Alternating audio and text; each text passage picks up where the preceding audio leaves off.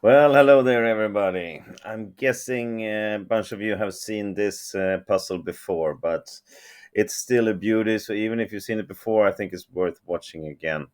White is the move here. We are in check. Our pawns are moving up. So we have three connected pawns. That's beautiful.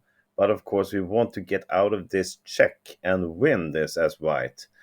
See here, black has these two minor pieces extra, and we only have our queen, but of course these pawns.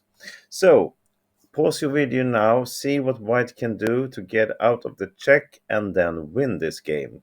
See if you can find it on your own, and when you return, I will go through everything together with you. All right, go ahead. And welcome back. Okay, we are in check, as we said, and we have three possible king moves. Of course, the pawns are going up, so they cannot block. They cannot go back. We have three possible king moves. This, and this. And let me tell you, I'm going to start with telling you the right starting move, because none of these moves are right. All of these moves leads to a draw. So we have to do something else. And you say there is nothing else. I mean, white can only just sacrifice his queen for nothing. And then you are absolutely right. The winning move is to sacrifice our queen on g5. This is an amazing move, and that's why this puzzle is so amazing also. Look at this. What is happening here? We are just sacrificing, and black has to take. If it doesn't take, if you do something else like this, we will simply check and checkmate. So there will be a checkmate in 4 moves at most if black doesn't take the queen. So let's circle back and look at the king moves first, and to show you why they are not winning. Okay, let's go up first. The queen comes to e2 with a check, and this forces the king back to a5, unless we want to sacrifice our queen here, but that is not a good time to do it. And after this, of course, black can go back to check again, but that will give white a second opportunity to find this queen g5. So black will do other things, like checking here on e5. And now the king has to go down, otherwise will be perpetual check here. And simply this is just a draw, because black will force the king down, and there's going to be perpetual checks here everywhere. We cannot go through all these variations, but for sure, you see for yourself, you can bring the knight into this also, here or here with a check, and white will really have nothing to say about it. It will be a draw. And actually the same goes for starting from the starting position. If we go to a4 itself, then that can come down to the d1 with a check, and the queen is in here and gonna do a lot of mess in different places, also bring in the knight when possible. So if we don't want to sacrifice the queen, it looks best to go to b4. But then this knight come into play. Knight c2 check, knight d3 will also lead to a draw. The king has to go somewhere, c3 perhaps, and the queen comes in here with a check. And really, we are not winning this as white. So what is the point of sacrificing our queen? Let's go back to the main line. Well, black has to take, as we said, otherwise it's going to be checkmate in a couple of moves. Well, the point of sacrificing our queen is to get black away from this diagonal. So after queen g5, queen takes g5 check, white can play king a6. And look at this. There is no check for the queen unless you want to sacrifice it on b5 or a5.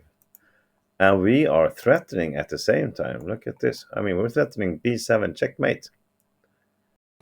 So we're not going to look at the possible queen sacrifices right now. We're going to circle back to that, or it's going to transform later on. So we're threatening checkmate here, and I mean simply black cannot just play here to cover this because we will checkmate anyway. We have another pawn to bring in also, so that will be a checkmate like this. So here, black's only move, if he doesn't want to sacrifice the queen, is to take here on a7. And that looks pretty good still, doesn't it? I mean, if we take it back, well, that's an easy loss for us, of course. Black can play anything, stop this pawn easy. So we cannot take it. And look at this. I mean, we have two pawns against two minor pieces and a queen, and we are still winning. This is just amazing. What a classic puzzle this is. So after bishop takes on a7, what should white do? You can pause the video again if you want to and see if you find out how white wins this. All right, here we go. Because the simple b7 is not winning. The king comes to b8, and of course, now he covers this square. And we are not getting anywhere. We can play c7 check, take, and we can actually promote here also just to save a draw, because it's forced to take or move somewhere, it's going to be a draw through a stalemate. But we're not coming here to settle for a draw. No, we are playing c7 instead. Only two pawns left, but we are threatening c8, promote to a queen, and checkmate. And black cannot stop that. That's the beauty of this. If he tries to, I mean, if he moves his queen somewhere to just cover on c8, well, then we have the checkmate here. And if he takes this pawn, well, we promote to a queen, and it's a checkmate. So from here, after c7, black is forced to sacrifice the queen, actually, just to draw our king out. So that's why we didn't look at this before. We can look at it now. And it doesn't matter if he sacrifices on a5 or b5. He just gets some uh, extra time, but we're gonna win this anyway. Of course, after sacrifice we have to take. But look at this.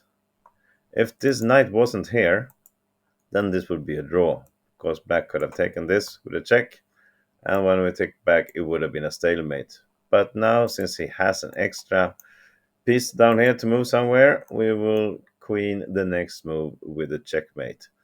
Amazing. And now if black plays king b7 instead of taking here, what happens now?